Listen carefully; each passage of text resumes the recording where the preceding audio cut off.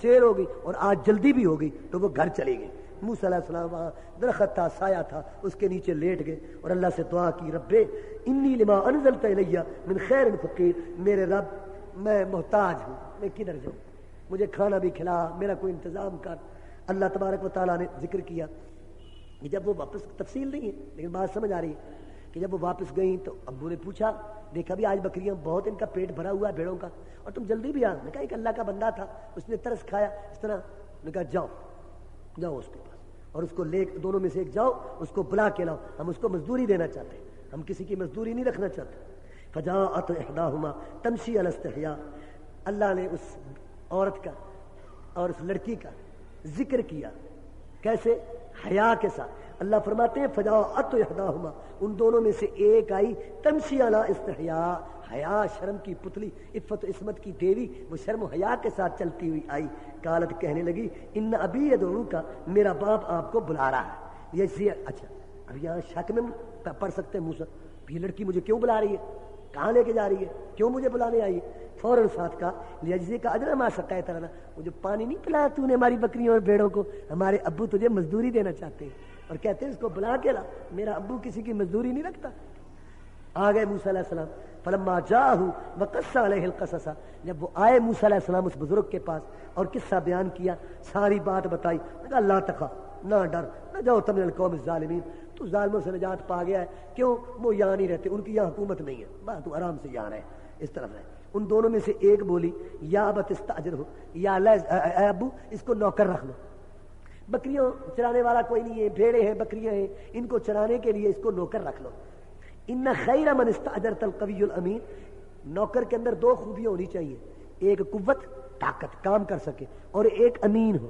طاقت ہے، قوت ہے، بڑا کام کرتا ہے لیکن ہے غدار، امانت نہیں ہے، خیانت کرتا ہے، پیسے میں، گھر میں، عزت میں، مال میں، جداد میں خیانت کرتا ہے، کوئی فائدہ نہیں۔ امین بڑا ہے، بڑا امین ہے، بہت شرم و حیا والا امین ہے، لیکن اسے اٹھا نہیں جاتا، بیٹھا جاتا ہے، خود اس کو چیز دینی پڑتی ہے، خود اس کو، تو کو فائدہ ہے اس کا۔ ایک دفعہ میں چلا گیا کراچی، تو عربی آئے ہوئے تھے یہاں پڑھانے کے لیے، ہمارے وہ دوست تھے، تو انہوں نے ہماری دعوت کی، تو اس میں عربی تھے، تو کوٹھی پر تو ہم کھانا کھانے کے، تو ایک بہت بوڑھا سا بیچارہ نا، وہ بیٹھا دروازے کے پاس، کھانس رہا ہے، اٹھا نہیں جا۔ میں نے کہا اس سے عربی کو، میں نے کہا یہ اس کو کیا کہتا ہے؟ یہ ہمارا چوکی دار ہے۔ ہنس کے کہا، تو میں نے کہا یہ چوکی دار کہتا ہے یہ تقوی کے زور پہ کرتا ہے، تقوی کے زور، امانت تقوی کے زور پہ پیرا دیتا ہے، بیٹھے بیٹھے گا۔ میرا مطلب دو چیز ملازم ہے، طاقت، امانت۔ ابو یہ کبھی بھی ہے، امین بھی ہے۔ اب اس کو کیسے رکھتا وہ بزرگ، اس نوجوان لڑکے کو، غیر محرم کو گھر میں کیسے رکھتا؟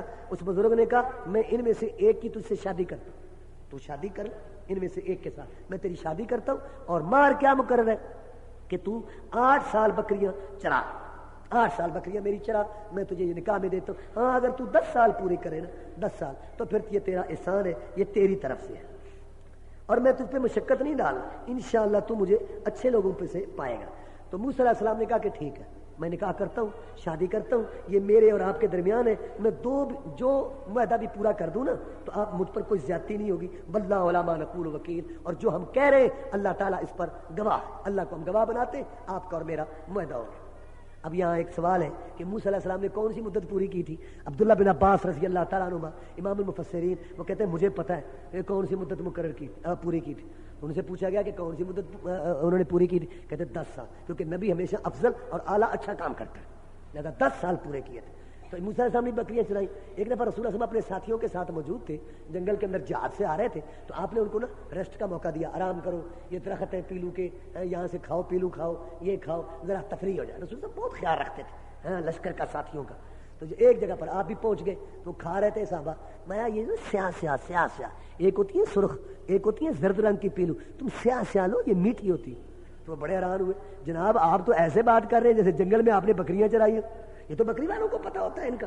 میں ہاں، آپ نے کوئی بات، ہاں میں نے بکریاں چرائی، میں مکہ والوں کی بکریاں چراتا تھا اور مجھے چند قیرات ملتے تھے، مزدوری مجھے ملتی تھی، میں بالکل بکریاں چراتا تھا۔ اللہ اکبر، یہ آپ نے جو ہے نا یہ بات کی، اور فرمایا کوئی نبی نہیں گزرا مگر اس نے بکریاں چرائی، بکریوں پر ٹریننگ کی اللہ تعالیٰ نے۔ اصل میں مسئلہ پتہ کیا ہے، بکری میں ایک تو ہرس بڑی ہے، لو اس کو کھلا جو مرضی چارہ ڈالا، جو کھلا کے اس کے بعد اس کے سامنے سبز پتہ کرو، یہ پھر میں کر کے اس میں منہ مارے گی، سوال ہی پیدا نہیں ہوتا کہ منہ تک، یہ بڑی حریص ہے۔ اچھا کمزور بڑی ہے، غصہ چڑھائے گی وہ مالک نے آپ کو چی بچا کو ادھر ٹانگ گئی اس کو ادھر ہے کمزور ہے حریص. اللہ نے کہا پہلے ان پہ ٹریننگ کرو کہ ایسے نہ ہو بندے جو ہیں ایسے الٹی سیدھی حرکتیں کریں اور تم ساتھ ساتھ ہی بددعا کر کے ان کا جو ہے سلسلہ ختم کرا دو. اب یہاں سے جب 10 سال پورے ہوئے موسیٰ علیہ السلام یہاں سے چلے اپنی بیوی کو لے کر. اللہ فرماتے ہیں جب بیوی کو لے کے جا رہے تھے راستہ بھول گئے, اندھیرا تھا, سردی کی رات تھی, وہاں بھول گئے. کھڑے ہیں اپنی بیوی کے پاس ساتھ, دور پہاڑ پر آگ نظر آئی روشنی. اپنی بیوی کو کہتے ہیں تو ادھر ٹھہر, میں نے وہ آگ دیکھی ہے, لگتا ہے وہاں کو آبادی ہے, ان سے میں پوچھوں خبر معلوم کروں کہ ہم نے کدھر جانا ہے, کہاں ہے, کس طرف ہم جا رہے ہیں, اور اگر کوئی خبر معلوم نہ ہوئی میں آگ تو لے آؤں گا, آگ لے آؤں گا, چلو تم سیکو گے وہاں.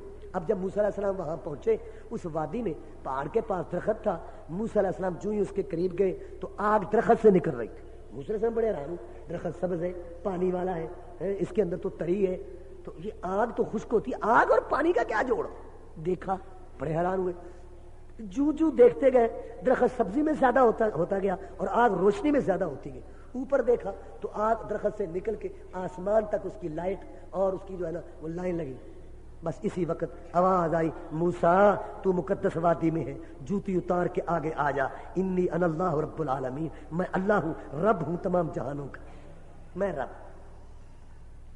اس کے بعد اللہ تعالیٰ نے پوچھا موسیٰ علیہ السلام سے تیرے ہاتھ میں کیا ہے. وہ عصا تھا نا بکریاں چرانے, وہ جو عصا تھا ڈنڈا, ما تلک بیمینک یا موسیٰ, تیرے ہاتھ میں کیا ہے. قال ہی عصائی, یہ لاٹھی ہے. جواب تو آ گیا تھا لیکن آگے بات کی, اتوکل علیہا, میں اس پر ٹیک لگاتا ہوں, موشب علی غنمی, اس کے اپنی بکریوں کے لیے پتے جھاڑتا ہوں, ولی فیہا معارب اخری, اور میرے یہ اور بھی کام آتا ہے, میرے یہ اور بھی کام آتا ہے.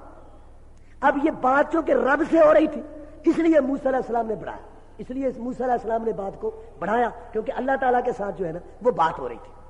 اب اللہ تعالیٰ نے کہا کہ اس لاٹھی کو پھینک. موسیٰ علیہ السلام کو اللہ نے کہا اس لاٹھی کو پھینک.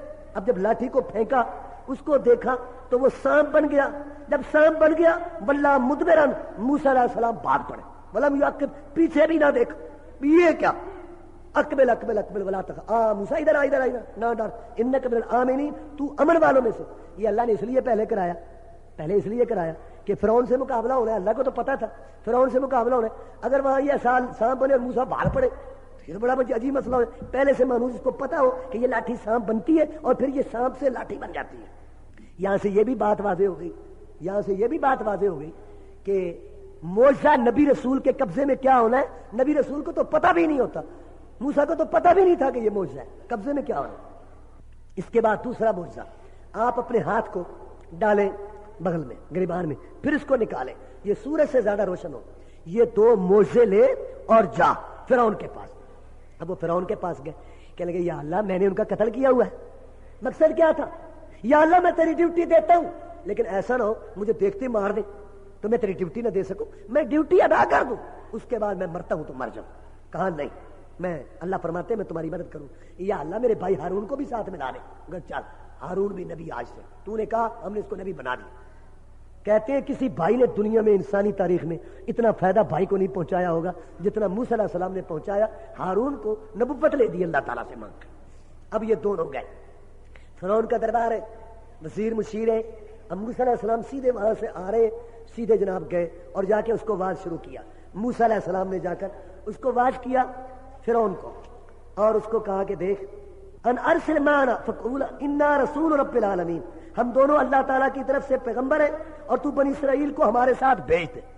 دیکھ کے وہ کہتا ہے تو وہی تو نہیں جو ہمارے گھر میں پرورش پاتا رہا, اور کل کیا مطلب تھا بھی کل تک تو ہمارے گھر پرورش پاتا رہا اور آج آ کے ہمیں تو یہ بات کرتا ہے سمجھاتا ہے.